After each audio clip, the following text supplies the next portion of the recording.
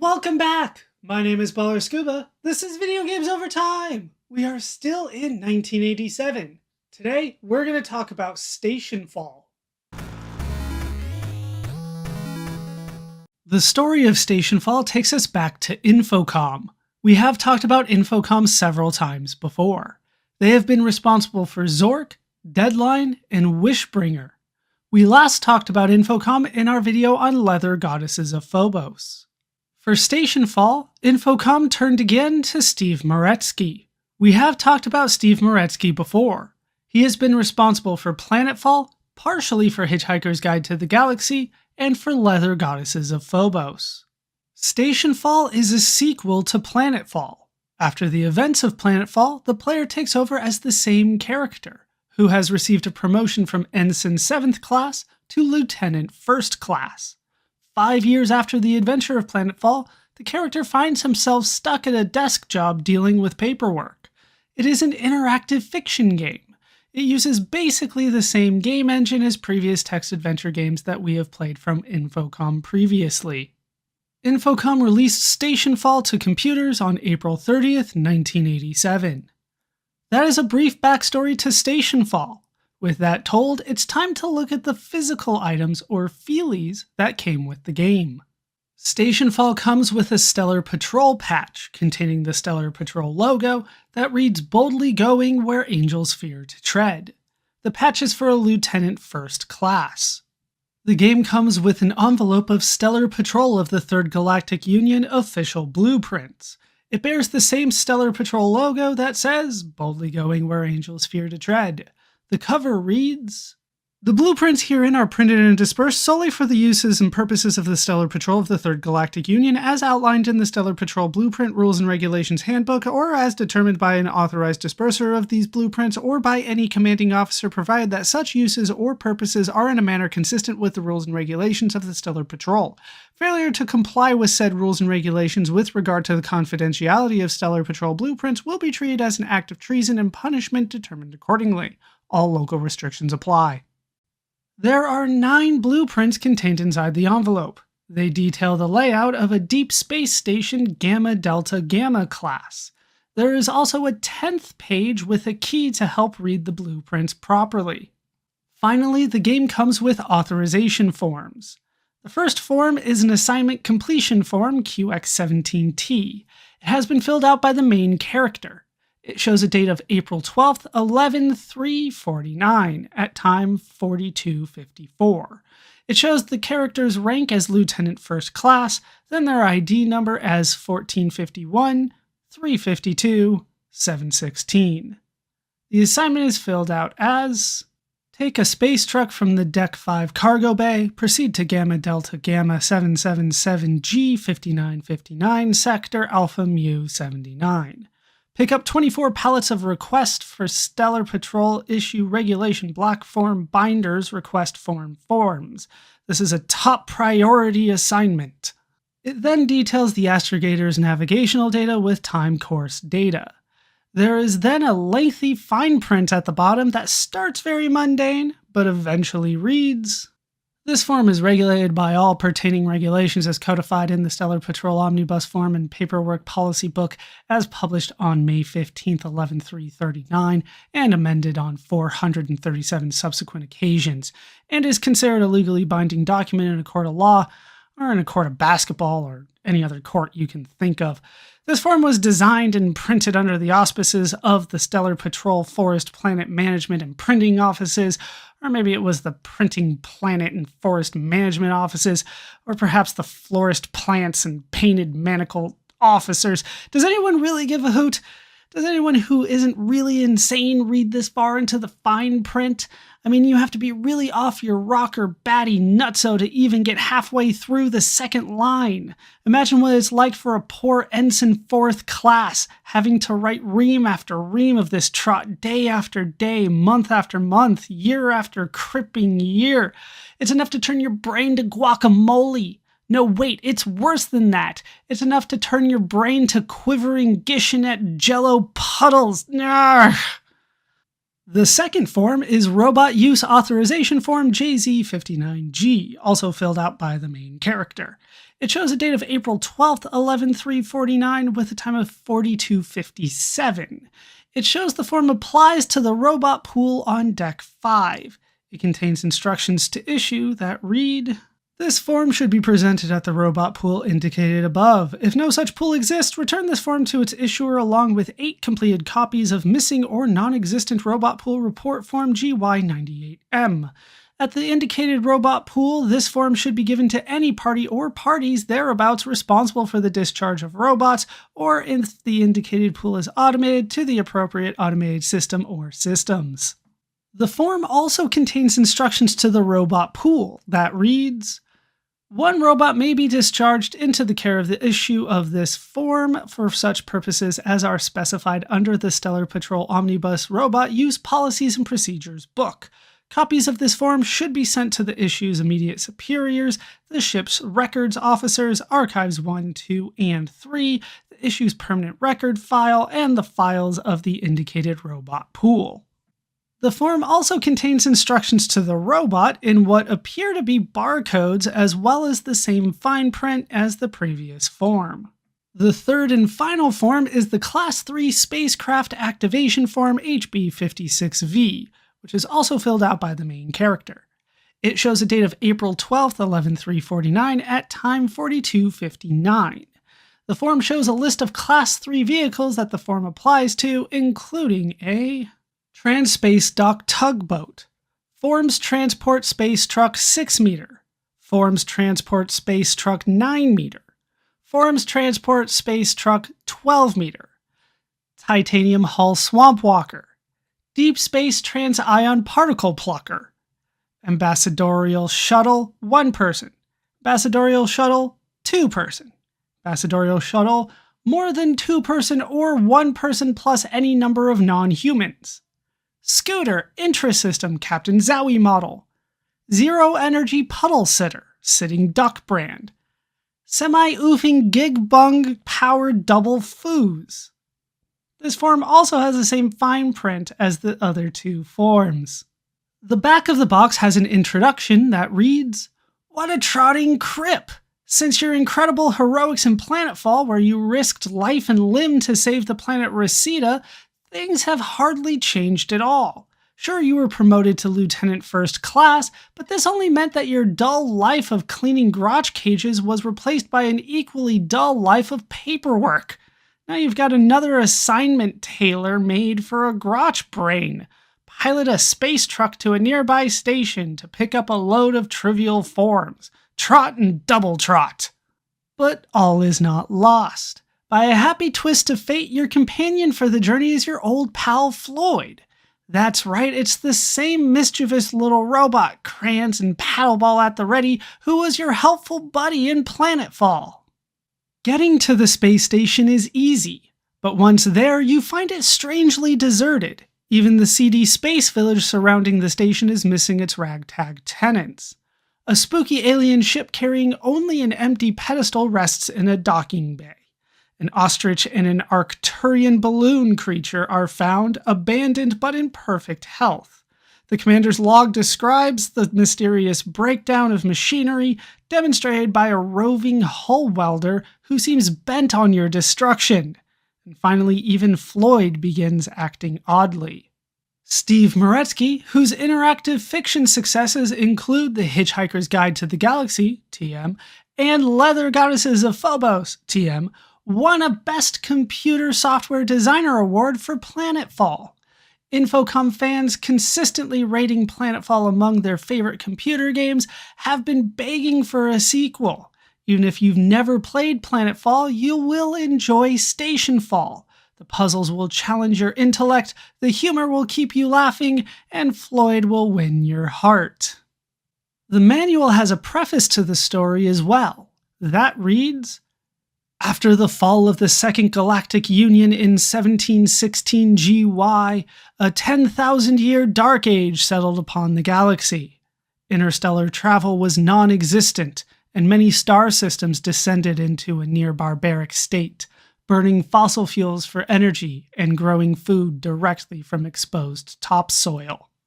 In 11203 GY, A treaty between the growing empires of Tremaine and Gallium formed the Third Galactic Union. A pseudo-military branch of the Union government on Tremaine was created. Called the Stellar Patrol, its ships began exploring the galaxy, searching for the human civilizations that are the remnants of the Second Union. You are a native of Gallium, one of the most politically powerful but culturally barren worlds of the Union. Your great-great-grandfather was a founding officer of the Stellar Patrol, and for 5 generations your family has served in the patrol. It was always taken for granted that you would sign up as soon as you came of age. Once you joined the patrol, you discovered that the exciting career promised in all the patrol recruitment brochures was nonsense. Your life was drudgery and demerits. The only time you got to see an exotic planet was right after a big parade, when they needed a detail to sweep up all the confetti. Then came your big moment. Shipwrecked on a seemingly deserted world, you met an exuberant robotic companion named Floyd. Together, the two of you discovered the secret of that mysterious planet, Reseda, and saved it from near destruction. The story of that heroic deed was told in Planetfall.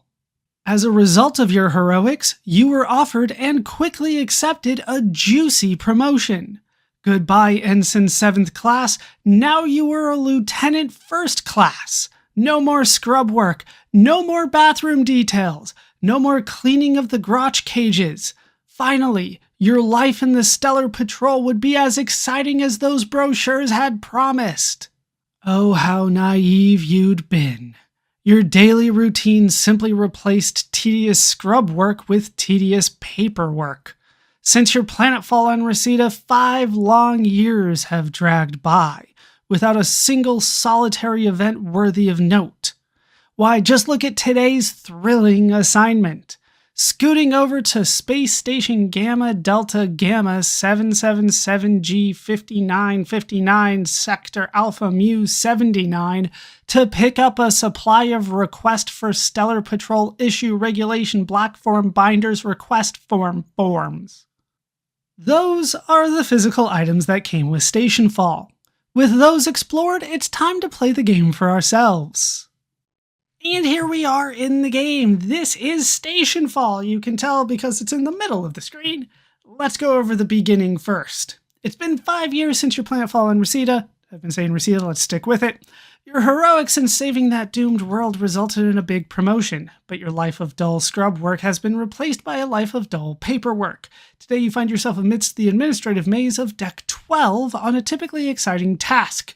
An emergency mission to Space Station Gamma Delta Gamma 777G 5959 Sector Alpha Mu 79 to pick up a supply of Request for Stellar Patrol Issue Regulation Black Form Binders Request Form forms. Then we get Stationfall, release 107, copyright 1987 by Infocom, all stuff we have talked about before.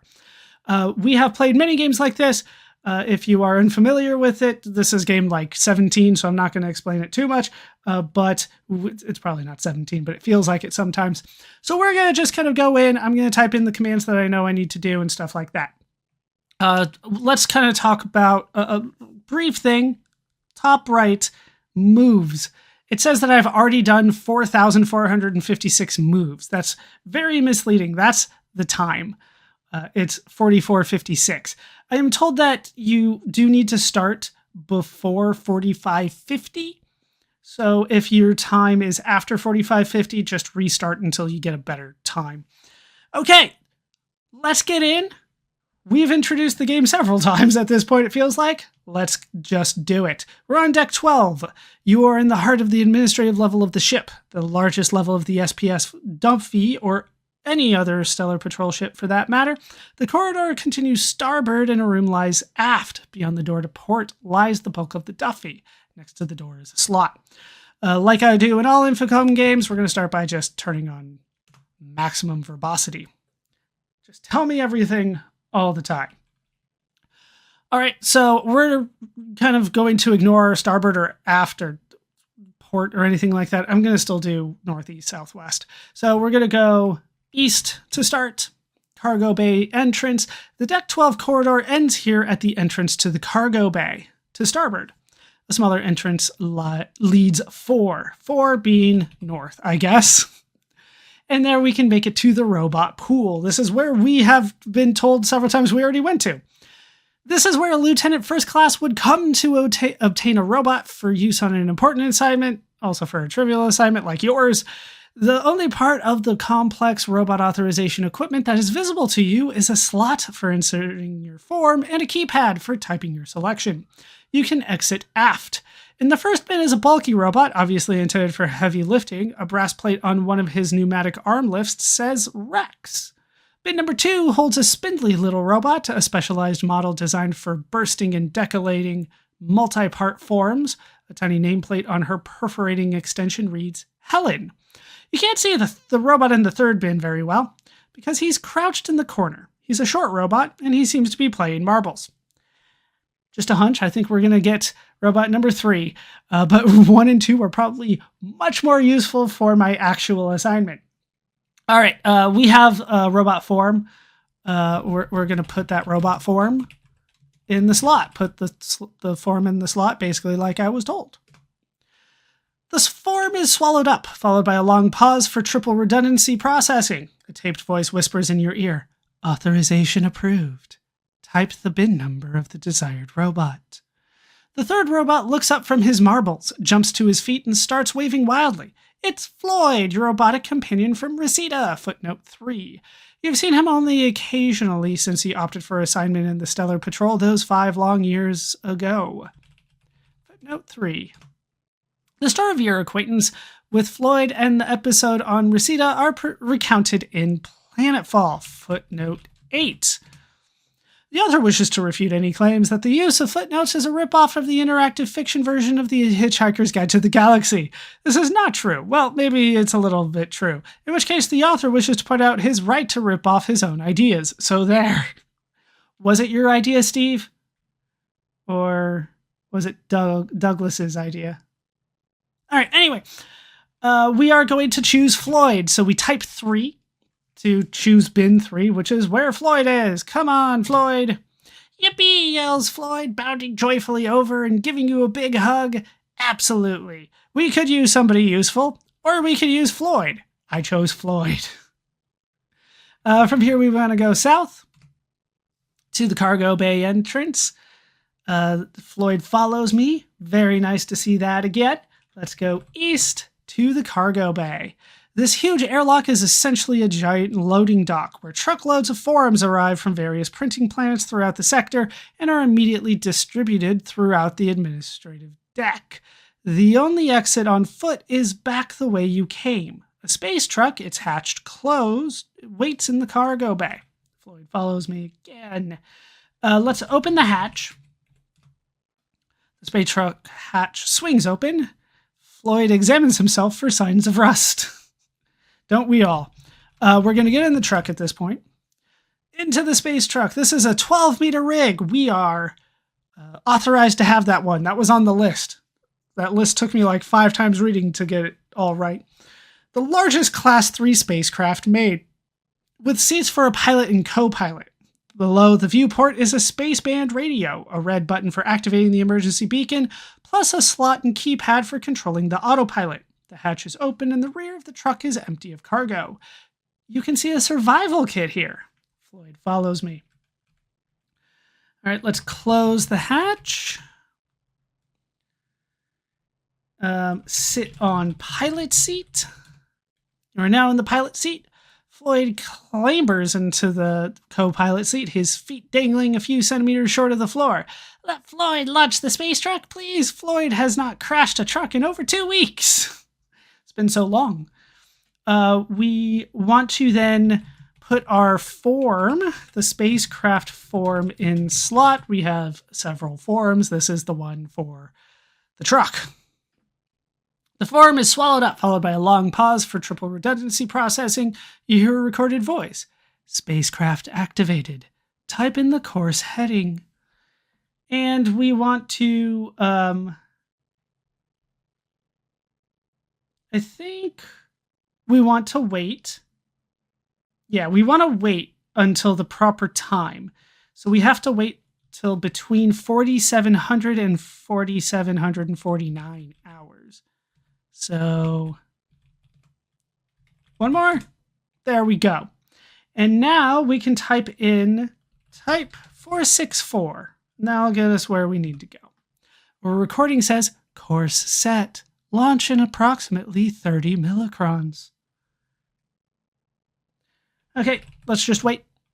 The truck roars out of the cargo bay, slowly picking up speed. You settle back for the long trip. A taped voice whispers in your ear. Fuel level at 3/4. Floyd strains to see over the top of the dashboard. Boy, seats low. Floyd sure could sure use a phone book. In the year 11,000, there are still phone books? They're on phone books now. Those didn't last, 40 years? Just saying.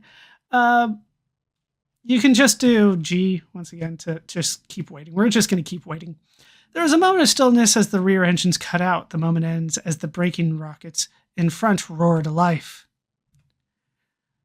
The recording says fuel level at 1/4. We skipped the half.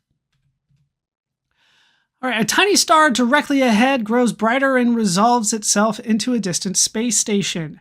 The station grows rapidly larger as you hurtle towards it. You're approaching the station from slightly above it on the galactic plane, thus offering a good view of the station's layout. In the center is the large spherical command module. Jutting north from it is a smaller submodule. Joining the command module at its other connection points is a tangle of tubes and space bubbles and derelict rockets. These form a village, the sort of seedy, unauthorized village that frequently collects around a space station. With a final burst, the braking rockets bring you to a halt a few thousand meters from the station. All right, we waited long enough. Let's go ahead. No, we want to keep waiting. We're still not done.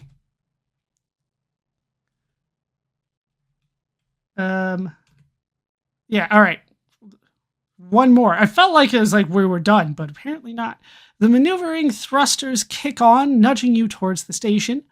A taped voice whispers in your ear, docking bay 1 is occupied, defaulting to bay 2. The truck glides into the docking bay, and your stomach flips as the bay's artigrav field comes on.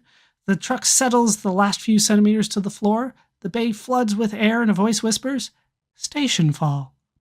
Through the viewport, you see no one to meet you. Odd. A growl from your stomach warns that you're getting pretty hungry and thirsty. Already? We just started. I have a score of 5. The max score is 80 in this, but still. All right, let's get up. Floyd gets up too. Floyd plays a quick game of paddleball, almost breaking his record of 4 hits.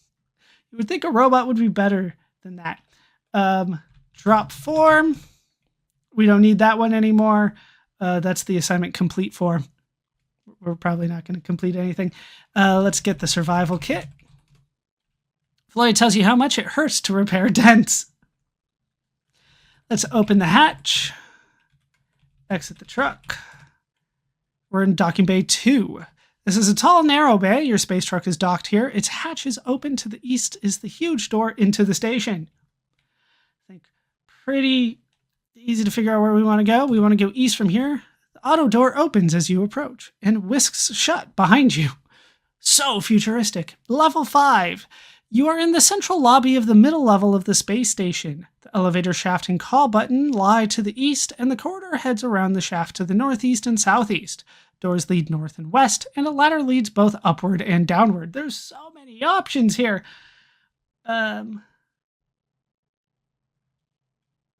Let's open the survival kit. The survival kit reveals a blob of orange goo, a blob of gray goo, and a thermos bottle. We'll drop the kit, and then I think we need to save already. Let's just do that. That's good. Okay. Let's head from here, because yeah, there's so many ways to go. This is going to be kind of our hub moving forward. Let's head southeast to the South Junction. The central corridor turns northeast and northwest of here. A second corridor begins here and leads south. There are doorways to the southwest, southeast, and east. We're going to go southeast again to the commander's office. This is the station commander's headquarters with doors to the south and east and doorways to the north and northwest. You can see a log reader here. Let's go east. Yeah, now we're in the commander's quarters, different from the commander's office. The outer door opens as you approach and whisks shut behind you. Shouldn't do that for the commander's quarters. These are by far the nicest living quarters on the station, with separate sleeping, changing, and working cubicles and a private sandfac. The only exit is west. A sturdy safe is welded to the deck next to the desk. Sitting on the commander's desk is an ordinary-looking log tape. There's a notation printed on it. Let's get the log tape. Then we'll head back out. And now we have the log reader. So we'll put the tape in reader. Floyd dashes into view, followed by a slightly older-looking robot. Look, Floyd found a new friend, Floyd says with unbounding exuberance. I am quite surprised to discover you here, says the robot.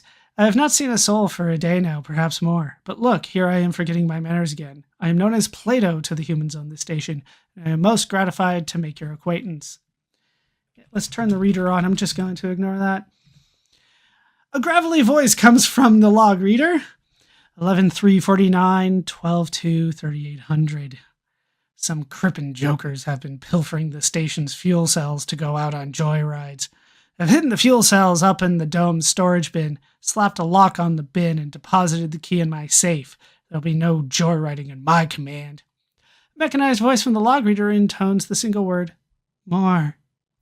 And the red button on the reader lights up. I don't think we need to do more at this point. We got the information that we need. We're going to need the key in the safe, obviously, but that's going to take some time. Let's head south out of here. And we're in the briefing room. This is the station commander's conference room. Doors point north and west. Floyd and Plato follow me. Both of them are following me. We got two friends now. One of which I have not addressed yet. Let's go west. To the south connection. The corridor widens as it reaches the hull of the station to the south, where a submodule connection would be in a station with a diplomatic submodule. An iris hatch is closed. There's a slot next to the hatch. Other doors lead east and west, and a junction with another corridor is visible to the north. Let's go west again to the robot shop. This is a room where new robots are constructed, old robots are repaired, and unused robots are stored. There's a door to the east. There's a young-looking robot lying here, apparently having completed the final training phase of its construction. The wires for feeding it information have been removed, but it has not yet woken up. A dim memory from your old robotics text drifts through your mind. The incubation period between the training and birth of a robot is 2 to 20 days, depending on the complexity of the model. This particular model has the name Oliver engraved upon its chest plate. You can see a heating chamber here. Seems that the heating chamber contains a medium drill bit. And Floyd and Plato are here as well. We are going to get the drill. Yeah. Oh, no, I can't get it because of the heating chamber. Gotcha. Floyd, get the bit. Okay, Floyd reaches into the heating chamber and grabs the medium drill bit. Yikes, it's hot! He drops it to the deck where it quickly cools. Floyd bounces over and peers down at the unconscious robot. Oliver is a nice name. I hope Floyd will be around when Oliver wakes up. He looks over to you. Floyd remembers waking up for the first time. It is scariest and loneliest time for a robot. Floyd glances back at Oliver, looking more serious than you've ever seen Floyd look. If we be here when Oliver wakes up, Floyd would like to teach Oliver to play paddleball. Paddleball helped Floyd forget how lonely and scared he was until he found friends, like you. Don't do this to me, Floyd. Let's just head east. Back to the south connection. Floyd bounds into the room. Floyd, here now, he cries. You notice that Plato has also roamed into view behind Floyd, once again absorbed in his reading. Oh, apparently Plato is reading Socrates couldn't, so Plato should, I guess. We will go... Oh, no. I forgot. Pick up a drill bit. There we go. Then we can go east, then north, back to the south junction. The central corridor turns northeast and northwest of here. A second corridor begins here and leads south. There are doorways to the southwest, southeast, and east. And then we want to go northwest. Back to level 5. This is where our survival kit is. Yeah, the same thing that we have seen before about Floyd following us. We want to go down to level 6. The elevator button is east of you, next to the elevator shaft. This main corridor continues around the shaft to the southeast. Huge doors lie just northwest and southwest of here. Smaller doors lead north and south, and a ladder leads both upward and downward. Let's head down to level 7, the printing plant. This level is, frankly, the station's entire reason for existence. Forms and documents are printed here for stellar patrol ships and Third Galactic Union offices all across this sector of space.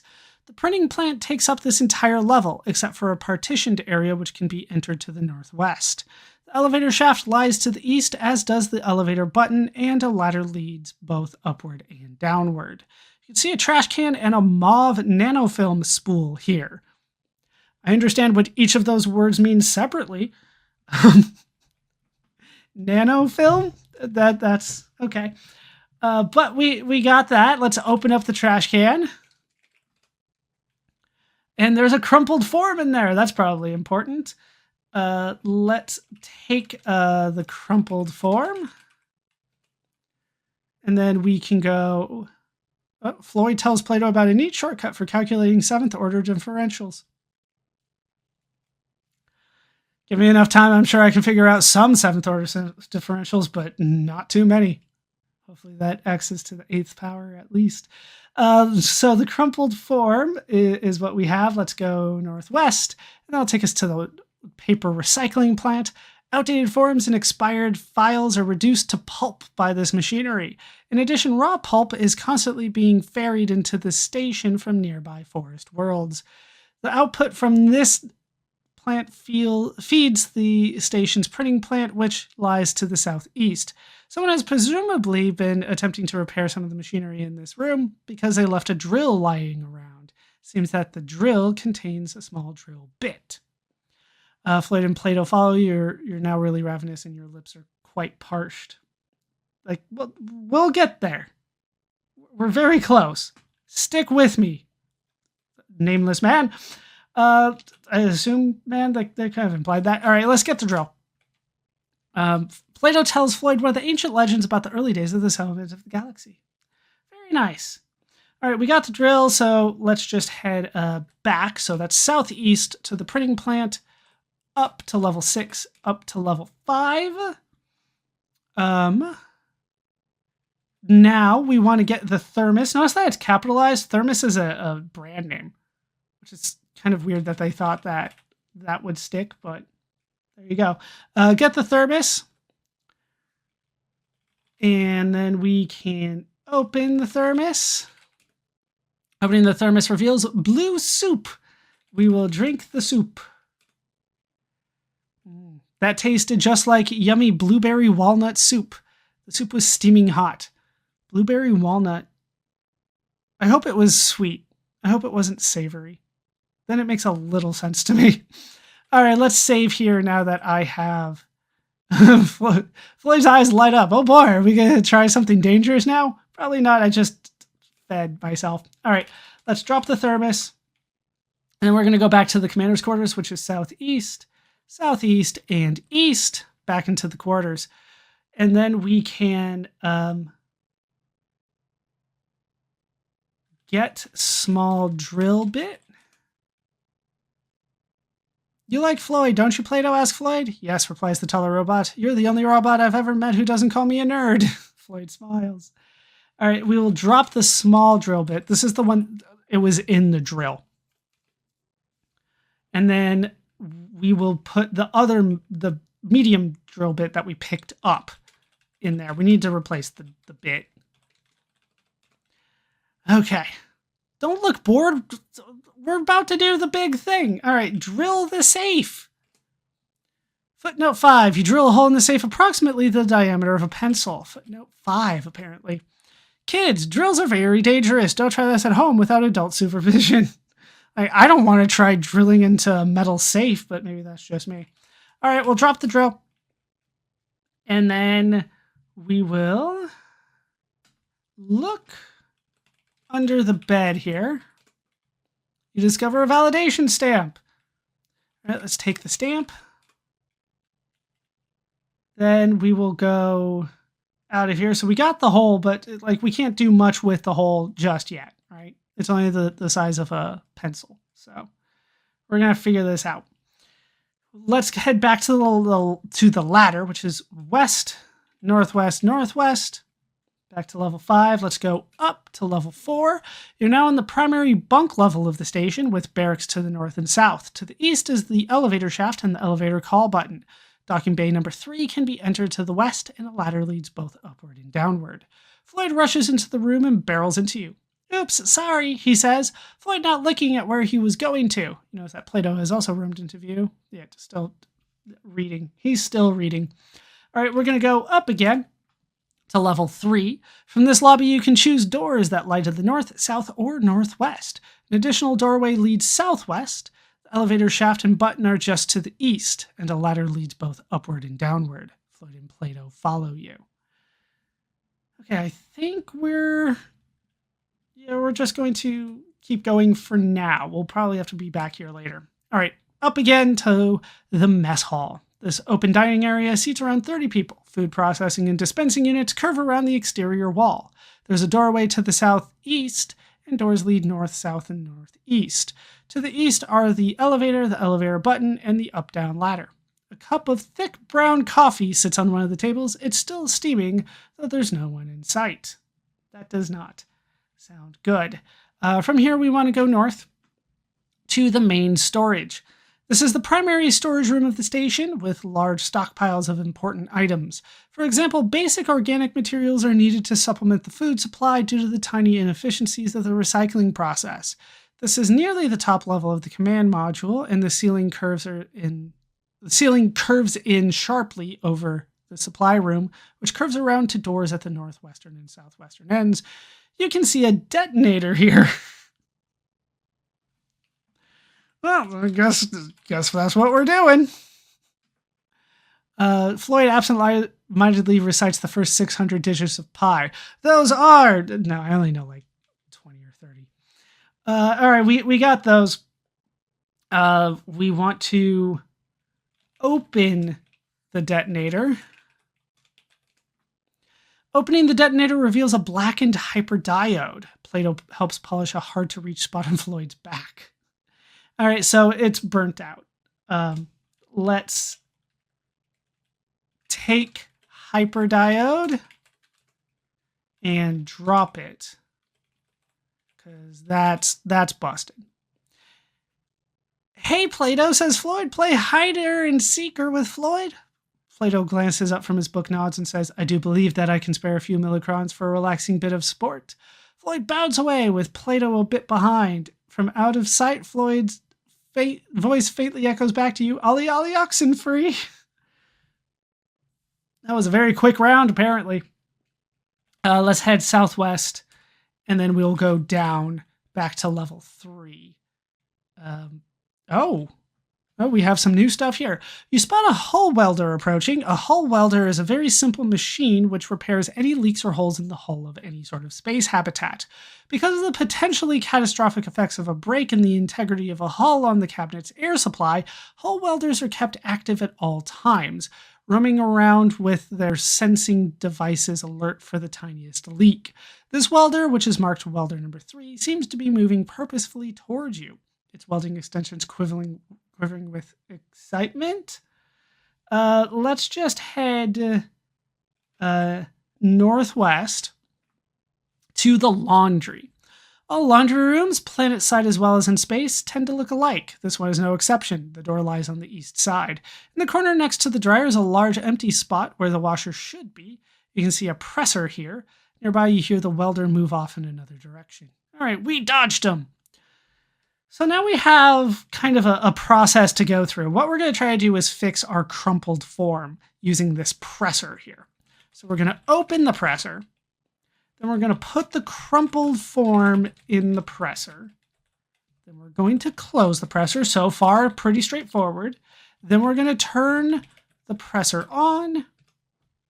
A trickle of steam begins leaking from the presser. Then we're going to open the presser. Opening the presser reveals a neatly ironed illegal space village entry form FW83Q. Then, in a very sad voice, Floyd talks of his friend Lazarus, a medical robot on Reseda who was tragically disassembled. Plato responds, "Now, Floyd, don't fill your head with the sad memories of Lazarus's death. Think instead about the joy-filled times when you and your friend were together."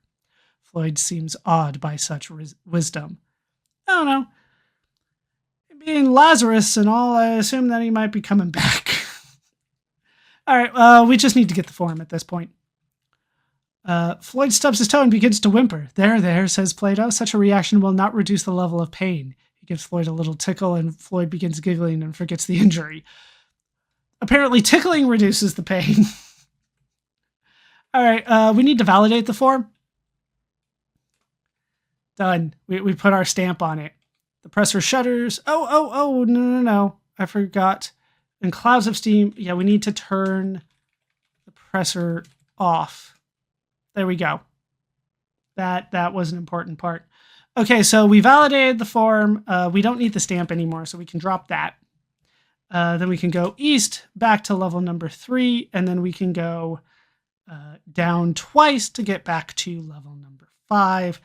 Southeast, south, to the south connection. This is new, I think. The corridor widens as it reaches the hull of the station to the south, where a sub-module connection would be in this. No, okay. We have been here before. There's a slot next to the hatch. That's the important part. We're going to put the form in the slot. The hatch begins irising open, then sparks and smokes and grinds to a halt. However, it's about half dilated, wide enough to pass through. Beyond, you can see a small, dingy connecting tube, rather than the clean and brightly lit submodule connector you might have expected. Okay, let's go south. As you cross the boundary of the command module, the station's artificial gravity cuts off suddenly, leaving you weightless. We're in a grimy passage now. This filthy north-south tube is quite a change from the gleaming, well-scrubbed metal of the space station. We're going to head south again to the main street. This large space tube is the main thoroughfare of a space village which has sprung up here on the outskirts of the space station, which lies to the north. Rather than the bustling thoroughfare you might expect, however, there isn't a soul in sight. Openings lead up north, east, south, and west. To the southeast, the street narrows and ramps downward. Interesting. We want to go southeast from here, where it narrows to the alley. There's no doubt that alley is the best word to describe the winding, garbage-strewn connector. Dark passages branch off in almost every direction, and the alley slopes upward to the northwest. So then we want to go southwest from here to the pawn shop. The 3 balls hanging by the northeastern entrance to this space hut indicate that a villager down on his or her luck could come here to hawk some valuable possession. I've never understood why those 3 balls are a pawn shop. I'm sure I could look it up, though. Some destitute spacer was so hard up that he or she actually pawned a spray can. It's in here in the shop and has some lettering on it. We're going to take that spray can. We're going to need that. Okay, let's get out of here. Northeast, back to the alley. Northeast again to the warehouse. You have entered a smallish warehouse. A red sign is mounted over a door closed, leading down. There are other openings in the ceiling and the southwest wall. Okay, we're getting somewhere, it feels like. We need to go up from here to the trading post. This sprawling old cargo ship, its engines long ago cannibalized for spare parts, has been converted into a store for supplies and curios. There's an eye-catching sign on the wall. Passageways lead in many directions, and there's an opening in the floor. You can see a 12-pronged Fromet board and an instruction sheet floating here. Is everything still floating? Did gravity ever turn back on? I don't think they ever said it, but that doesn't necessarily mean anything. All right, northwest from here to the pet store. This shop, which exits to the northeast and southeast, sells a variety of animals. Many a lonely spacer has discovered the joys a pet can bring, and this shop features animals of both terrestrial and alien origin. A large sign advertises this month's special.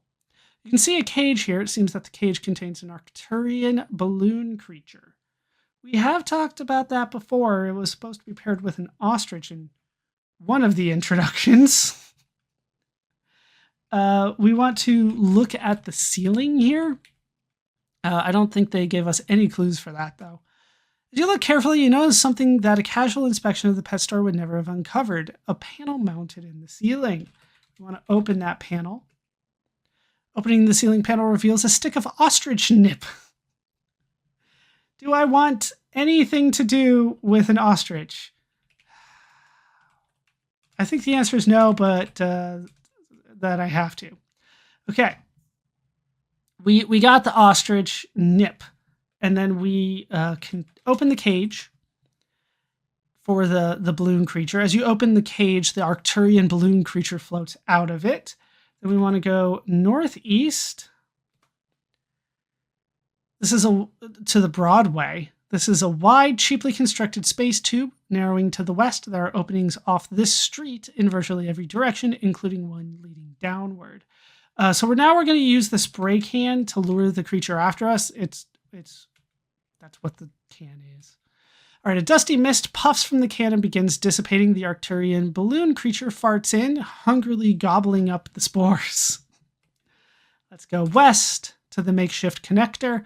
This is an east-west tube, widening as it gets farther from the command module. Spray the can. Come with me.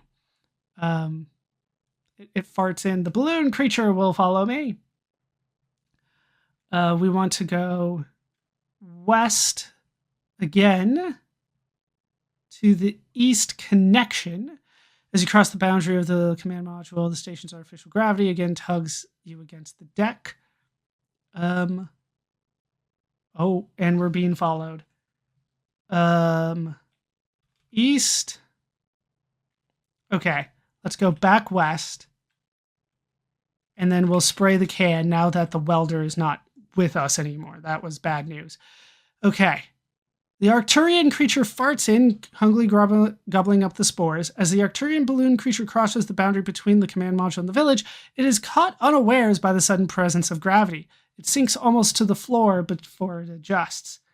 And then we want to do that again. Let's go west and spray the can. Come with me.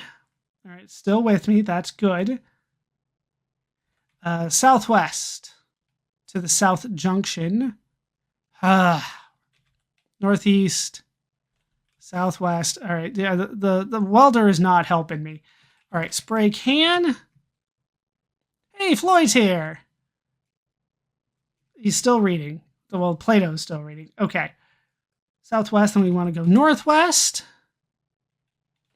And we'll spray the can again.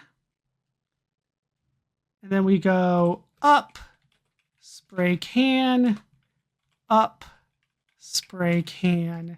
All right, so now we got that up here with us. We want to go southwest to a new area, the chapel. This is a modest, non-denominational chapel. Hanging high above the beautiful wooden pulpit are the two universal symbols of every major galactic religion, an eternal flame and a seven-pointed star. The flame flickers in the air currents. A doorway occupies the center of the east wall. The star is blinking. You can see a puce nanofilm spool here. I feel a little embarrassed, but I don't know colors very well. What color is puce? Is it like a yellow? Nope, it's green. It's like a... What? You want me to tell you what I see right now? I Googled it, and what I see is 3 different colors. One's kind of a light pink, one's kind of a medium pink, one's a dark pink. Then there's a bug when I typed in puce. And the dictionary definition is of a dark red or purple brown color. A dark red or purple brown color. What is puce then? No wonder I don't know. I was way off with yellow. That was my thought. But okay, we're going to say it's like pink or brownish. One of the two, apparently. Google is failing me. Where was I? Right, we're in the chapel. Where is the chapel? All right. We don't want to spray the can yet. We're going to open the pulpit. Opening the pulpit reveals a switch. And then they're playing Hider and Seeker again. We are then going to flip the switch. Eternal Flame goes out. Then we're going to spray the can. Spraying the can with a flame in the room is not a smart idea. Okay. Then we're going to grab the leash of the balloon creature. As you grab the leash, the startled Arcturian balloon creature tries to get away by hyperinflating. Slowly, its buoyancy lifts you right off the deck. Within moments, the Arcturian is bobbing against the ceiling, and you're hanging 2 meters off the floor. Footnote 4. This is, of course, impossible to do this. The creature would have to be an order of magnitude larger. There are 2 possible explanations. 1, the creature actually extends part of its volumes into a parallel dimension. 2, a callous disregard for scientific accuracy on the part of the author. I'm going to go with 2. That's just a thought. We're going to use this. We're up here, so we're going to get that 7-pointed star. Let go of leash. All right, as you drop to the deck, the Arcturian balloon creature gradually floats downward until it's back around eye level. And then Floyd is back, I guess. And then we can open the star. Opening the 7-pointed star reveals an M-series hyperdiode. We're going to take the hyperdiode. And we're going to put hyperdiode in the detonator. All right, now we got a detonator. Close detonator. Floyd confides to Plato that his life stream is to get locked up overnight in a toy factory. Toy factories usually only make 1 toy. Just throwing that out there. At least 1 at a time. Anyway, we can drop the star and spray can at this point. We don't need those anymore. Plato reaches the last page of his book. Heavens, it appears to be time for another jaunt to the library. Would you care to accompany me, my boisterous friend? Oh boy, yes sirree, says Floyd, bounding off after Plato. I hope they have copies of my favorite comic, The Adventures of Lane Mastodon. I remember that one. I remember. All right. We're probably about halfway through. I think that I can just keep going and go all the way through this time. Let's do this all in one sitting. Yeah? Let's try at least. We will save at this point, though. Just in case. All right, let's go east, back to level 3, down, down. Avoiding the hull welder again. As long as I leave the room, then we're fine. Then we'll go southeast, south,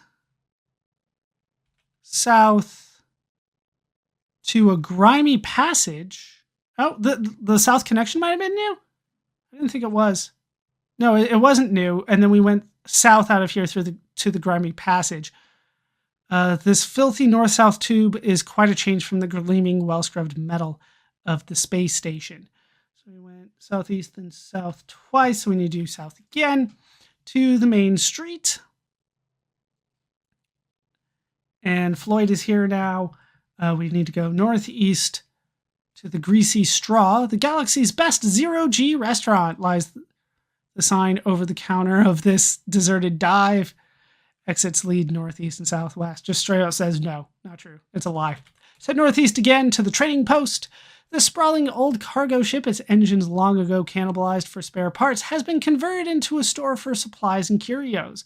There's an eye-catching sign on the wall. Passageways lead in many directions, and there's an opening in the floor. You can see a 12-prong from its board and an instruction sheet floating here. I think we've been here before. Then we want to go southeast from here to Shady Dan's. The space trailer houses the office of Shady Dan, the village's used spaceship salesman. Dan isn't here, though. Connectors lead northwest and downward. Through the large dirty window, you can see Dan's used spaceship lot. The spaceships floating in Dan's lot all have their prices whitewashed on their viewports, along with phrases like a steal and just reduced. In the corner of the office is a rather plain-looking machine with a keypad. It looks a bit jerry-built. Floyd and Plato follow you? Okay. We are going to get the ID card off of our uniform. That's what that means. Then we're going to put our ID card in the machine. Yeah, get ID card. That's from our uniform. It's been on us this whole time. We're going to put the card in the machine. The card fits neatly into the opening. Turn machine on. The machine begins whirring lightly. A voice from the machine says, current rank is 6. Lieutenant first class. Enter new rank on keypad. All right. We're going to promote ourselves here, because apparently that's just a thing that I can do here. It's probably all illegal. It is Shady Dan's after all, but we're going to type 10.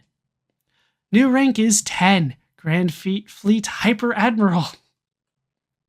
All right, take ID card. All right, so we have promoted ourselves. Hopefully this means we don't have to do more paperwork. I assume admirals still need to do paperwork. All right, let's go back the way we came. So it's northwest, southwest, southwest, north, north, north, northwest. Back to level 5. We're going to go down to level 6, head southeast from here to the end of corridor. The corridor, which widens off to the west, ends here. Doors lie to the east, north, south, and southwest. The door to the north must be a security door because there's an ID reader next to it. You thinking what I'm thinking? Of course you are. Let's go ahead and put card in reader. The security door slides open. Let's go north into the armory. Very nice. This is a secondary weapon storage deck, but the only weapon deck on a station with no military submodule. Exit to the south. You can see a fuser beam zap gun here. And hey, wait for us. They're coming. But, I mean, obviously, we are going to be getting the zap gun. And then we can backtrack. We got what we needed. So we're going to go south, west, and up. Back up to level number 5. Kind of our base of operations, so to speak. So from there, we want to go southeast, south, south, south, back to the main street, southeast to the alley, south of here to the Loan Shark. This is a dilapidated vessel that some seedy loan shark has moored on the south side of the alley. A fairly sturdy, strong box is fastened to the floor, or maybe the ceiling. One can never be sure without gravity. Floyd bounds into the room. Floyd here now. Yeah, he's still reading. Okay.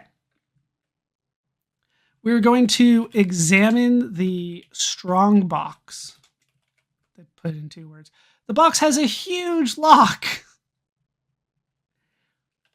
Let's shoot it. With the fuser beam zap gun, the strong box is vaporized, leaving a solitary coin. Luckily, it did not get rid of the coin. We will take the coin. We actually don't need the card anymore. So nobody will ever find out that we were a hyper admiral. Drop ID. Dropped, so to speak. Drop ID card. Okay, fair enough. It did actually do it. You gave me some pause there. Score 34. We're getting there. We're getting there. Then let's go north to the alley. And then we're going to go southeast from here to Doc Schuster's. This physician's bubble is owned by the village quack known to his friend as Doc Schuster, but known to the vast majority of the villagers as Schuster the Shyster. There's a small hole in the wall, probably the opening for a disposal chute. The dock is out, and in this case, out is northwest. You can see a letter and an ostrich floating here. The ostrich sniffs and moves closer to you. Ostriches are insane. Like, there's something wrong with their brains. They're crazy. Let's do what we need to do and get out of here. Let's just go northwest out of here first. We can't do it yet. We can't. Back to the alley. The ostrich, sniffing excitedly, follows you in an awkward fashion somewhere between swimming and flying. So gravity is still off, officially. It's said that before, though, as well. Northwest again to Main Street. Ostrich still following me because I have the nip. North to the Grammy Passage. North to the South Connection. The ostrich sniffing excitedly follows you in an awkward fashion somewhere between swimming and flying. As the ostrich crosses into gravity, it emits a surprised squawk and does a graceless belly flop. As it struggles to its feet, it appears that only its dignity was injured. North again to the South Junction. Ostrich is trotting after me now. Northwest to level 5. Northeast to the North Junction, northeast again to the PX. This is the shop for station personnel, selling everything from postcards to chewing gum at inflated prices. Exits lead west and southwest. In the corner of the PX is a Stellar Patrol dispensing machine consisting of a screen displaying the dispenser's exciting offerings, a slot for coin insertion, a keypad for typing your selection, and a hole where the dispensed item hopefully but rarely arrives. And the ostrich is with me. We're going to put the coin that we got in the slot. It's probably worth more than whatever this is, but we'll see. Clink. The coin drops into the slot. We want to buy, you can look at it. We want to buy the timer, which is in number 6. You hear a loud clunk inside the dispenser, but nothing appears in the dispenser hole. You can barely keep your eyes open. So we brought the ostrich here for a reason, right? We're going to put the nip in the hole. You shove the stick of ostrich nip up into the hole. The ostrich squawks and sticks its head up the hole after the nip. It jerks its head back out, squawking even more loudly. A moment later, a timer falls out of the hole and lands on the floor. A moment later, the nip falls to the deck. The ostrich begins gleefully pecking at the nip, accidentally swallowing it, staggers around for a bit, and then finally keels over in a grinning pile of intoxicated ostrich. We got it drunk. Or high, depending on how you want to look at it. High is probably more accurate. Okay, I don't think I need to necessarily sleep just yet. Let's go southwest. Let's do it, actually. Southwest to the North Junction, east to the sick bay. Surrounding the beds of this infirmary is the finest diagnostic equipment that unlimited Stellar Patrol budgets can buy. To the east, an ID reader indicates a security door. You can leave to the west or northwest. West or southeast. Completely wrong there. You climb into one of the beds and immediately fall asleep. You wake up in a huge stadium watching an important ceremony. It's a Stellar Patrol promotion ceremony on Tremaine. Suddenly your own name echoes over the PA system. And down below, you see yourself walking up the steps to the stage. The presiding admiral describes your heroism on Reseda, mentioning that you were awarded the key to the planet, and then asks the ceremonial question, do you accept promotion to Lieutenant First Class? You try to yell no from the stands, but the words are lost in the vastness of the stadium. November 5th, 11/3/49. You awake feeling refreshed and ready to face anything this new day might care to throw at you. Floyd and Plato are here as well. About time you woke up, you lazy slob, says Floyd. It's getting pretty trotting dull around here. We're in sick bay on the bed. Surrounding the beds of this infirmary is the finest diagnostic equipment that unlimited Stellar Patrol budgets can buy. To the east, an ID reader indicates a security door. You can leave to the west or southeast. Plato and Floyd are both here. You can see a detonator, a diffuser, beam, zap gun here. So we got that. So we'll get up. Get all. Hey, will you just leave Floyd alone? He shoves you away. Nice try, says Plato. A very sad voice. Oh, yeah, we're talking about Lazarus again. Why is that just a random thing that happens? All right, from here we want to go wow. Suddenly getting directions confused. Not what I was about to say. We're going to go west out of the sick bay, then southwest back to level 5. We're going to get the thermos. And Floyd and Plato discuss their favorite battery recharging techniques. We're going to go northeast to the north junction, southeast to the east junction. The corridor continues around to the northwest and southwest, and an adjoining one heads east. Let's head east to east connection. I'm getting way ahead of myself. Okay. East again to the makeshift connector outside of the command module. This is an east-west tube, widening as it gets farther from the command module. East again to Broadway. This is a wide, cheaply constructed space tube narrowing to the west. There are openings off this street in virtually every direction, including one leading downward. East again to the field office. That's the fourth east in a row. The huge galactic mining conglomerates often open field offices in the space villages, and this is one of those. Miners will haul some promising hunk of space rock into the vicinity. They come here to sell the rights to it. You can leave to the west. Some miner has left a headlamp here. We are going to need that, so let's go ahead and take headlamp.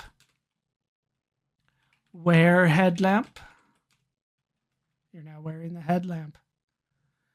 And then we can go west to Broadway, south to the grocery. This is a small convenience store, the main source of food and living supplies for this village, as well as a supplemental supply for personnel from the space station proper.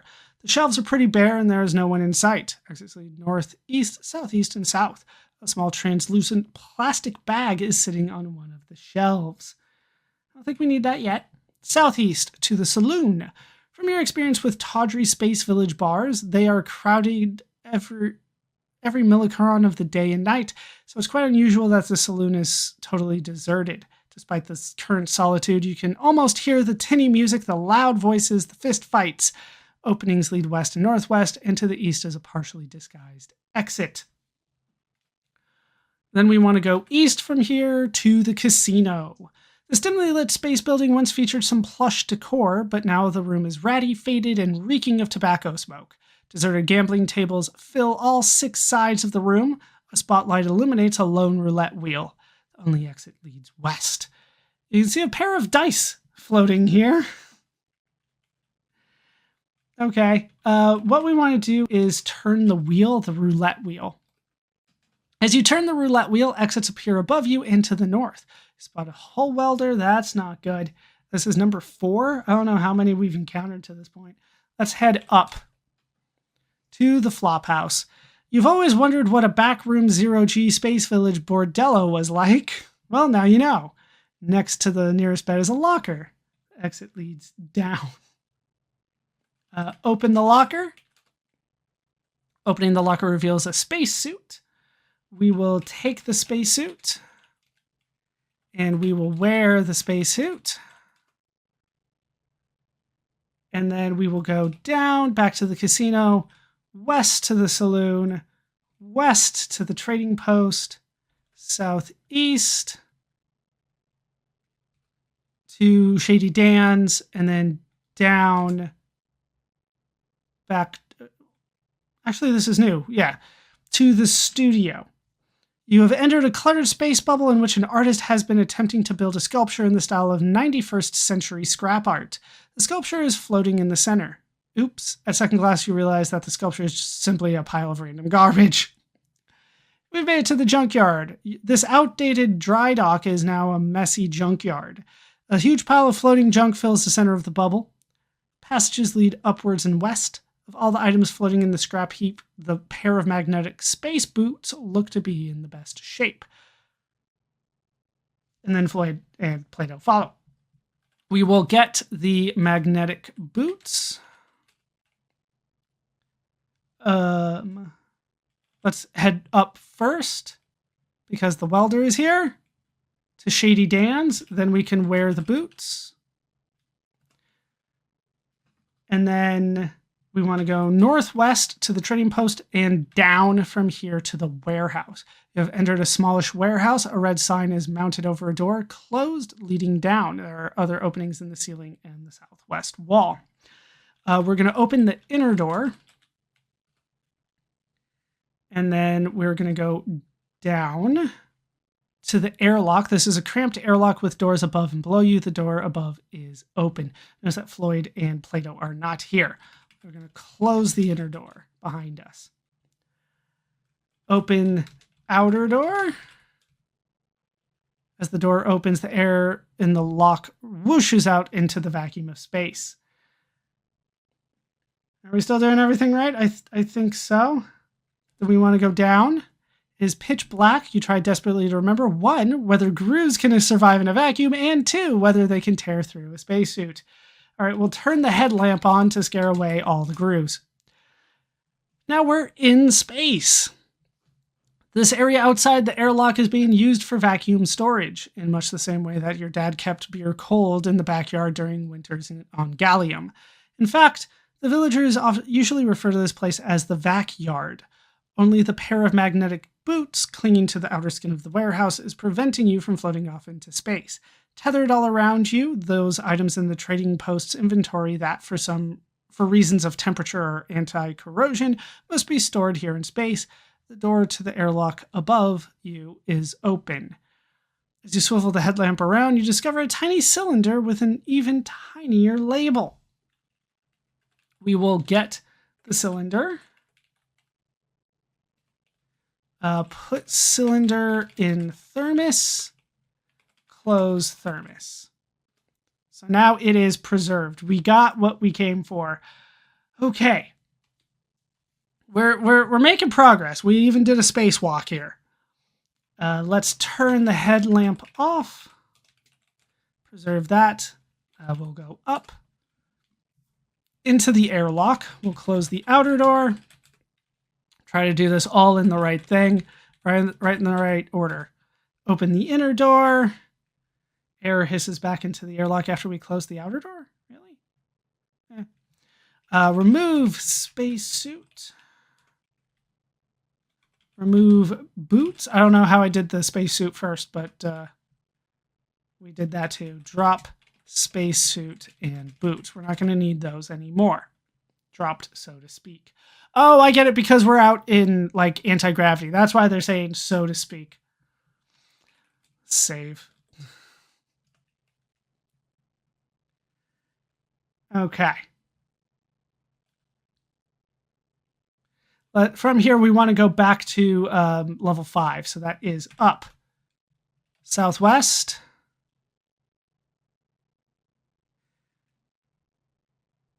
And you doing anything fun, he asks, and then answers his own question. Nope, same dumb, boring things. I have to be careful. I do have to read those very carefully at this point. So we went up, then southwest. We want to go northwest to the main street. North. North. Oh, we're hungry again. North. Then we'll go northwest. Back to level 5. All right, we will get Kit. And then we'll eat orange goo. You want to eat the orange goo. That tasted just like yummy apricot yogurt. All right, drop Kit. Then we can go.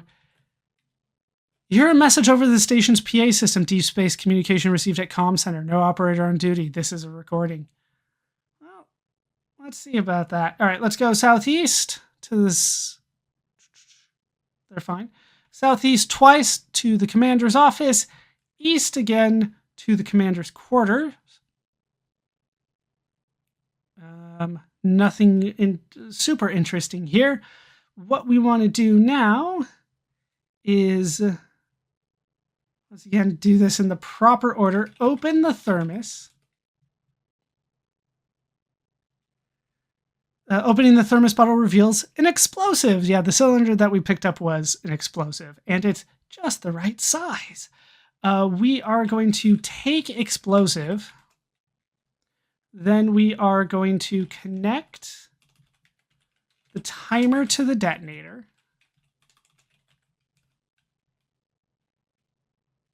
Did I never get that damn timer? I tried so hard to get it. Did I never pick it back up? All right. Let us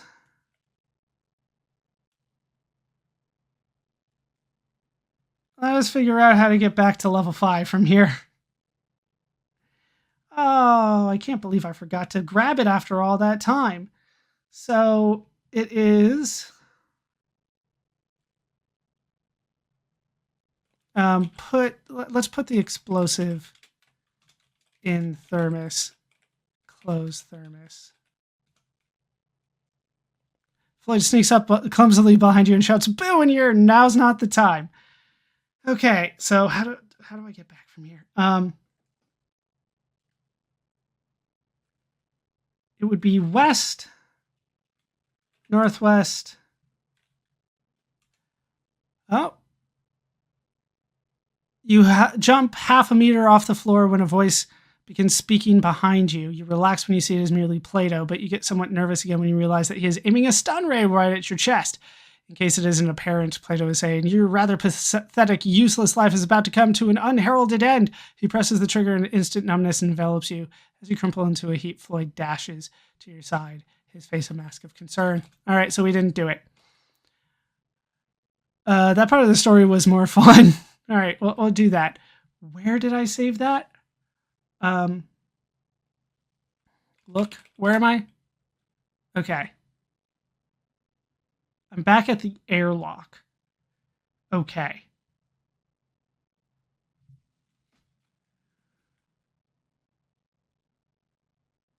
We want to go up, southwest, northwest, north, north, north. We'll figure out what the rest of that was later, but we need to do the other part first. Okay. Okay, get kit, eat orange goo. Okay, nothing there. Drop the kit. Okay, so where is...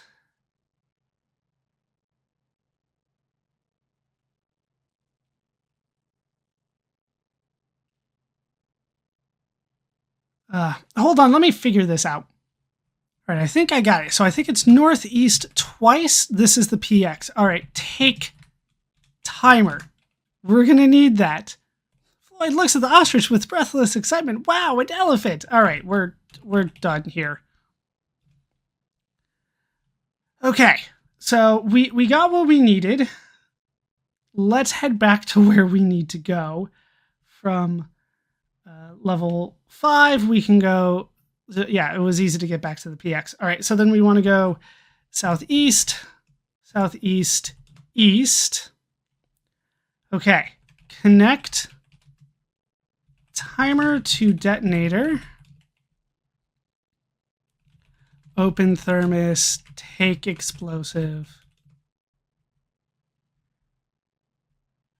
Connect detonator to explosive.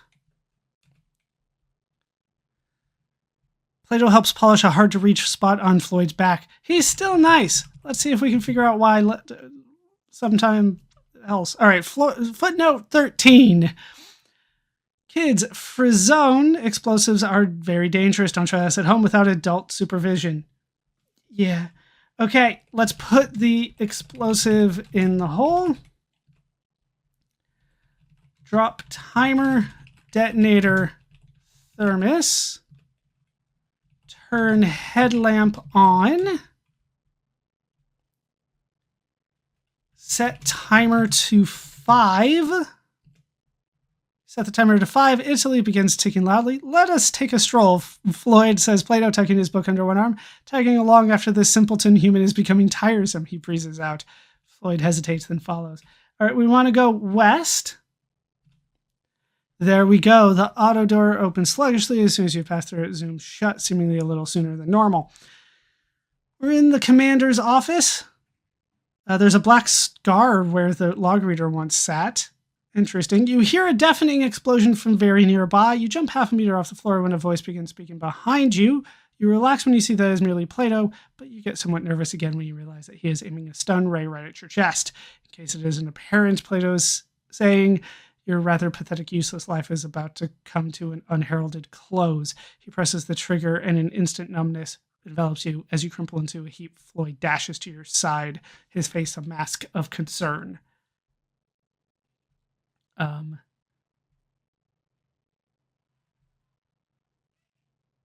Yeah, that is going to happen. It's unavoidable. So what we're going to do is ask Floyd to help. It feels like I did something wrong, but no. Floyd waves his hands helplessly. Yes, no. Oh, no. Oh, help me, please. Floyd in quandary. Shortly, I shall shoot again and paralyze your cardiac muscle. Naturally, this is fatal. But before I do, human, perhaps it will interest you to discover the reason for your demise and why the rest of your worthless race will soon follow. You see, eons ago, two races in another galaxy, the Xenax and the Hunji, were involved in an interstellar war.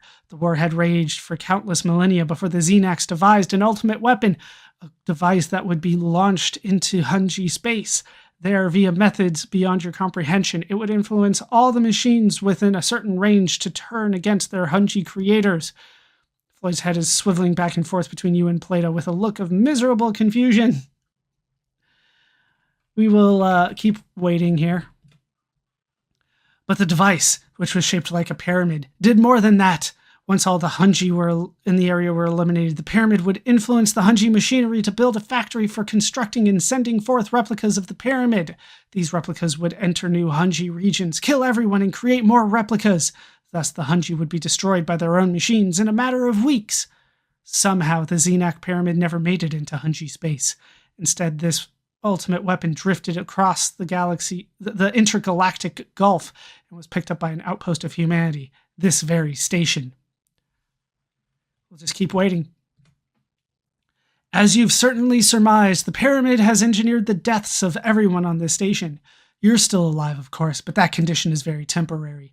The building of replicas are now underway. And soon 100 copies of this death pyramid will be shooting silently towards every corner of human-occupied space. Well, I hope I made the last moments of your life a bit more interesting. He raises the stun ray. Floyd, nearly in tears, his jaw quivering, wails, "Please, oh please, don't hurt Floyd's friend." Plato gives him a look of disgust. "Stay out of this, Floyd. You don't understand. Yet." Without warning, the lights flicker and go out. Good thing you've got that headlamp. Plato takes aim with the stun gun. His hand begins to depress the trigger. Floyd suddenly leaps at the gun, knocking it out of Plato's hands. The gun skitters across the floor. Plato and Floyd both chase it, but Plato is a step faster. He leaps on top of it, rupturing the gun's power pack. The gun explodes, and Plato is blown apart. Floyd crumples to the deck, shaking all over. Tears of oil stream down his face. Pins and needles begin prickling in your extremities and soon spread all over your body. Within a few seconds, all your muscular control has returned. Yeah, that's okay. Let's pick up the gun. And we will head east. We're just going to move on from that. So Plato tried to kill us, but Floyd saved us. We're going to say that is what happened. Yeah. All right, the safe has been blown open. The area around the safe is blackened and a burnt odor hangs in the air. It seems that the safe contains a key. We need to get the key. Let's get a couple other things. Yeah, now it's just Floyd, no Plato anymore. Let's go west, northwest a couple times. They don't even address that, like, Plato should be blown up in the commander's office somewhere. No, he's just gone. Okay, northwest a couple times, then north twice. This is new, the workshop. This is a fairly large space where much of the maintenance work for the station takes place. Some repair work for visiting ships is also done here. The room is filled with all sorts of repair and fabrication machinery. A door leads south, and there's an opening to the north. You can see a 20-ohm banister here. North again to the storage. This is one of the storage areas. Exit slide to the east and south. You can see a jammer here. We're going to get the jammer. Then we're going to go east to the north connection, north and get out of the way of the welder, to the tube, This shiny cylindrical corridor is the connector here between the command module to the south and the scientific submodule to the north. And then north again to the engineering lab. This laboratory, which fills most of the middle level of the submodule, is for the study of applications of the various space-related research that takes place on the other levels. Gangways lead up and down, and a door leads north. A connecting tube opens to the south. Let's go up from here to the Astro Lab. This laboratory conducts research into various space-related physical sciences. Gangways lead up and down, and there's a door to the north. You can see a 20-prong Frommets board here. We finally need to do something with that. So we're going to get the Frommets board. And we're going to put the board in the jammer. We're going to set the jammer to frequency 710. I honestly don't know how you're supposed to get that one. I'm sure there's clues. Okay, jammer is set to 710. We then go down, back to the engineering lab. Floyd stomps on your foot for apparently no reason. Floyd, you saved my life. I almost died. What are you doing? We'll go south 1, 2, 3 times to the north junction. Southeast to the east junction. East 1, 2, and 3 to Broadway. Then we want to go southeast to the barber shop. You have entered a surprisingly old-fashioned looking tonsorial parlor. The far wall is covered by a classic barbershop mirror. Space Village seems to be the last place in the civilized galaxy where someone can have their hair or fur trimmed by an actual human being. The barber isn't here, though. Doors lead northwest and west. We want to break the mirror here. The mirror smashes into a cloud of glass dust, which fortunately is quickly sucked away by the barbershop's ventilation system. As the glass is sucked away, you discover what gave the mirror its reflectivity. A piece of reflective foil is hanging on the wall where the mirror once was. So we'll take the foil. We're going to need that. We then need to backtrack quite a bit. So we're going to go northwest, west twice, back to the east connection. Northwest to sick bay. Yeah, we've been in sick bay. West to the north junction. Southwest to level 5. And then we are going to go where we have not been before. Level 1. Up. Up. Level 3. Level 2 is the mess hall. Level 1 is the dome. This is inarguably the most bucolic spot aboard the station. Pebbled paths wind among beautiful and exotic shrubbery, culled from millennia of galactic exploration. Spanning the entire garden is a transparent dome, providing a breathtaking view of the heavens in all their splendor.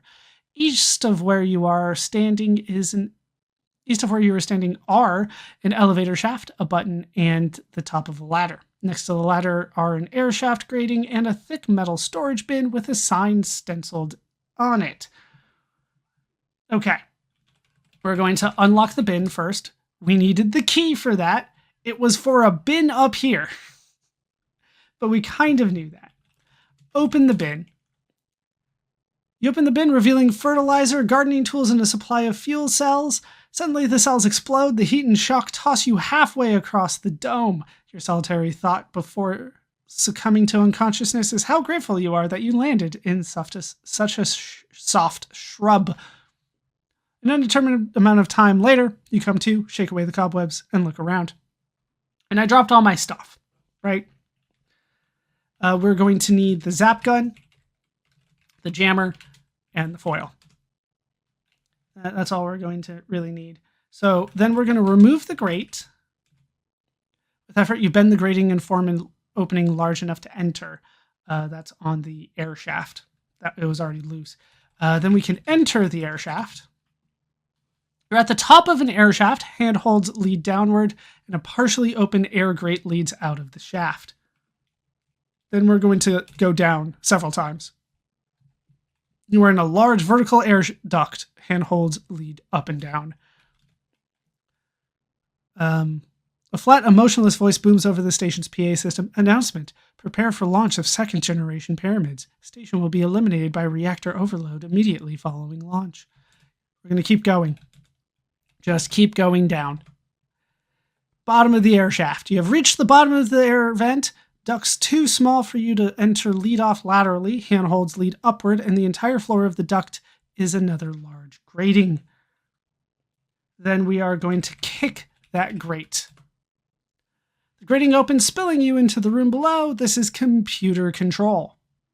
This tiny control station allows access to the massive memory banks of the station's computer. Ever since the formation of the Third Galactic Union ended the Great Interstellar Dark Age, every stellar patrol spaceship, every patrol space station has been equipped with a computer bulging with the entire accumulated knowledge of mankind. Never again will humanity be permitted to slip back into the ignorance and savagery of the Dark Age. A ladder leads up to level 8, and there's a call button next to the elevator shaft to the north. You can see an exercise machine here. The exercise machine rolls slowly towards you, bellowing, "No pain, no gain." A flat, emotionless voice booms over the station's PA system. Announcement, standby. Launch in 200 millicrons. That's not going to work. We're going to turn our jammer on. Okay, the jammer is now on. The light from the headlamp seems somewhat dimmer. The exercise machine experiences a series of mechanical spasms and then freezes. Before you can catch your breath, a huge grime-covered forklift descends from the ladder hole on a cushion of anti-gravity. It settles down between the arms of the frozen exercise machine, smoke pouring from its engine vents like steam from the nostrils of an angry bull. We're going to turn the jammer off. Exercise machine springs to life, its powerful arms clamping shut on the forklift. The vehicle belches exhaust as it tries to free itself. The two machines tumble over in a death grip and then explode. When the smoke clears, there's not a trace of either machine. The exercise machine saved me. That's not a sentence I'll probably ever have to say again. Then we want to go up, and then we can make it to the factory. Although you suspected what you would find here on level 8, the site is still a shock, filling you with dread. All the station's main systems, air and water purification, artificial gravity, power plant, have been completely transfigured into a tiny factory. The purpose of the factory is obvious, because all around you are row after row of featureless pyramids, each perfectly identical, each sitting aboard a miniature space pod waiting to be launched towards every sector of the galaxy. The original pyramid sits on a pedestal in the center of the factory like a monarch and passively surveying its domain. Floyd is standing between you and the pyramid, his face so contorted by hate as to be almost unrecognizable. You also wonder where he picked up that black eye patch. Seems that Floyd has a stun ray. Sitting on the pedestal is a pyramid. Smoke is trickling from the tails of the tiny rockets as though the duplicate pyramids were preparing for activation and launch. That does not sound good.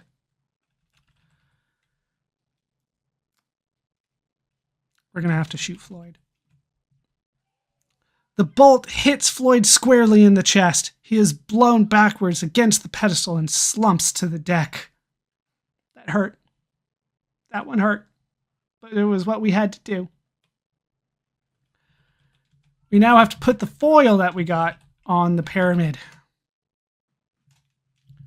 The foil settles over the pyramid like a blanket, reflecting the pyramid's evil emanations right back into itself. A reverberating whine, like an electronically amplified beehive, fills the room. The whine grows louder and louder. The pyramid and its pedestal begin vibrating, and the sharp smell of ozone assaults you. The noise and the smell and the vibration overwhelm you. As your knees buckle and you drop to the deck, the pyramid explodes in a burst of intense white light. The explosion leaves you momentarily blinded, but you can hear a mechanized voice in the PA system getting slower and deeper like a stereo disc that has lost its power. Launch aborted. Launch abort. The replica pyramids fade to darkness, and a subtle change in background sound tells you that the space station systems and machinery are returning to their normal functions. Still dazed, you crawl over to Floyd, lying in a smoking heap near the blackened pedestal. Damaged beyond any conceivable repairs, he half opens his eyes and looks at you for the last time. Floyd's sorry for the way he acted. Floyd knows. You did what you had to do. Wincing in pain, he slowly reaches over to touch your hand. One last game of hider and seeker? You be it. Ollie, Ollie. His voice is growing weaker. Oxen. His eyes close. Free. His hand slips away from yours, and he slumps backwards, lifeless. One of his compartments falls open, and Floyd's favorite paddleball set drops to the deck. In the long silence that follows, something Plato said echoes through your mind. Think instead about the joy-filled times when you and your friend were together. A noise makes you turn around and you see Oliver, the little robot that stirred such brotherly feelings in Floyd. Toddling over to you on unsteady legs, he looks uncomprehendingly at Floyd's remains, but picks up the paddleball set. Oliver looks up at you, tugs on the leg of your patrol uniform, and asks in a quavering voice, Play game? Play game with Oliver? And that's the game! It just closes entirely. So, that's a hell of an ending. Let's go ahead and, I'm going to take a little bit of break here and collect my thoughts on what just happened. But that is the game played, and with the game played, it's time to talk about how it holds up today. Well then. Playing the game today, is fun the right word? I definitely enjoyed the game. That is something, but fun, sure. I had fun playing the game. That feels wrong to say after that an emotional ending and what happened at the end, but the game is solid. It's an enjoyable experience. It definitely was a lot more emotional than I thought at the end, especially from a Steve Meretzky game, but there was definitely something there. With that said, let's kind of talk about the game as a whole, and we'll kind of come back to the ending at some point. We'll start with kind of the structure of the game. It is a text adventure game, so if you are a fan of text adventure games, this is definitely one for you to check out. It is a solid entry. I would say that the descriptions were a little lacking this time, though. Everything just kind of started blending together, and it was hard for me to keep track of where we were or where we were going, especially compared to other games. And a lot of that has to do with the fact that we're on a space station, and a lot of the corridors and the rooms are going to look very similar. What does this look like? Well, it's got gray walls and automatic doors. How many times can we kind of go through that? But I think that the idea of having this town outside the station was definitely needed to kind of break up the monotony of the space station's environment itself. But we kept on kind of going back and forth, go out, get this thing, use it inside, go out, use this thing, all that kind of stuff. So we were kind of going back and forth between places that were interesting and places that were much less interesting as a result. And in other games, especially kind of the more fantasy style games, there's always some sort of like interesting rock structure or layout of this world that you can kind of go to. This one didn't have that nearly as much as some of the other games. In terms of the puzzles, I felt that most of them were fairly straightforward. There were definitely a couple that I'm just kind of wondering how we're supposed to figure out certain codes and things like that. I think there were 2 codes in particular. That's just, okay, this is what you need to do. And there was probably a terminal somewhere that would have clued me into that, but we're just kind of going through the game. And fine, let's get to it. The plot. The plot is an interesting plot. I like the idea of going to a station and it being abandoned and you trying to figure out why. I love that. The fact that we had a companion come and join us and then eventually betray us, I do enjoy that. I don't know how I feel about Floyd. It's probably going to take me a couple days to kind of process how I feel about it. My initial thoughts are that it came out of nowhere. It didn't come out of nowhere, but Plato turned against us, and that was fine. Like, I get that, and he was, he had joined us this time. It turned out that he was evil, and that was kind of a good comparison between the two. Only to have Floyd then betray us as well because he's a robot, and then we shot him, and he seemingly turned back to normal. I'm not entirely sure. Like I said, it kind of went very quickly, so I'm not entirely sure what the result was, what kind of turned him. Was it the pyramids in the station? Was it was he always like that? Always just like, no, that was always the plan, was to kill you with these pyramids? Not entirely sure. So that particular part, although that last bit, after we basically everything after we shot him was gold. I thought it was so good.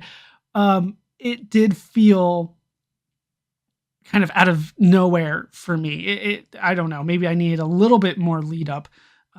It's not like Floyd was a fleshed out character outside of his silliness, so it's kind of hard for me to say like, oh, we could see that kind of creeping up on us with that development and stuff like that. No, it just kind of, now he's pointing a gun at us, and we had to shoot first.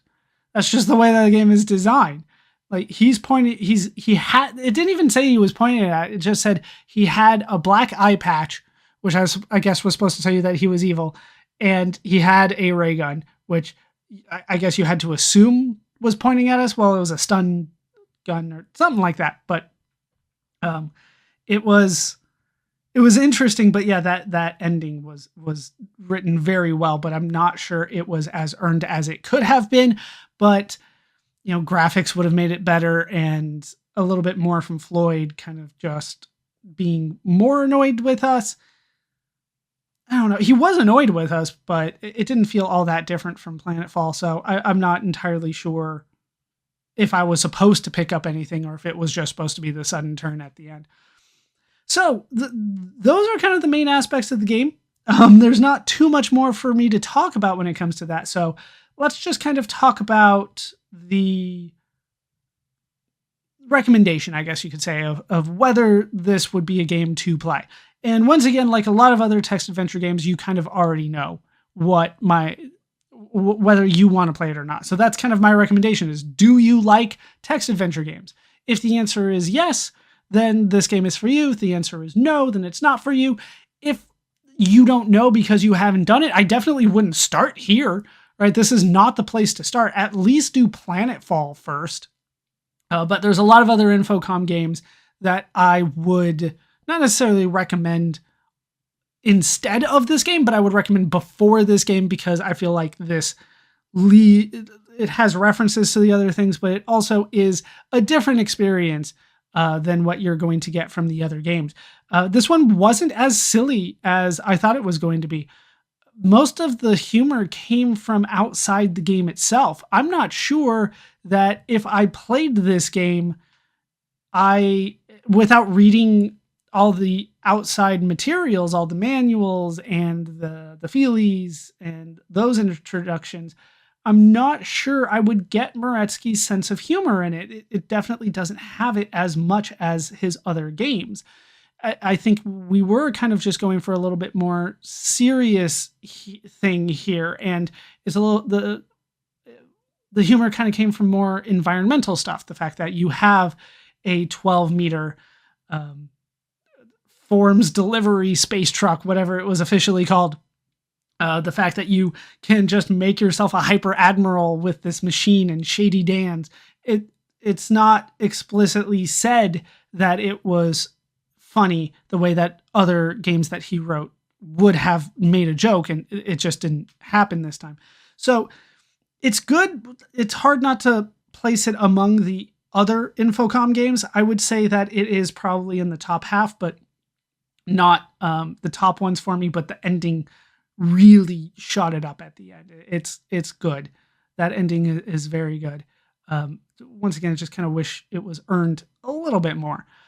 So yeah, whether I recommend it, still just sorting through this. Whether I would recommend it, the answer is you already know. If you like these kinds of games, you're gonna like this one. If you don't like it, you're not If you're not sure, play other games first, and if you like those, then come to this one. Don't start with this one. And that's my modern take on the game. When the game was released, Stationfall was reviewed well by critics. In particular, the game's wit and story were praised. The game was seen as a worthy successor to Planetfall. Infocom, with another success on their hands, would continue to create interactive fiction games. We will hear from Infocom again. As for Steve Meretzky, he would also continue to create interactive fiction games. We will hear from Steve Meretzky again as we continue as well. That will do it for the story of Stationfall for now. My name is Baller Scuba. This has been Video Games Over Time. Thank you so much for watching, and I hope to see you in our next video when we go on a rescue mission.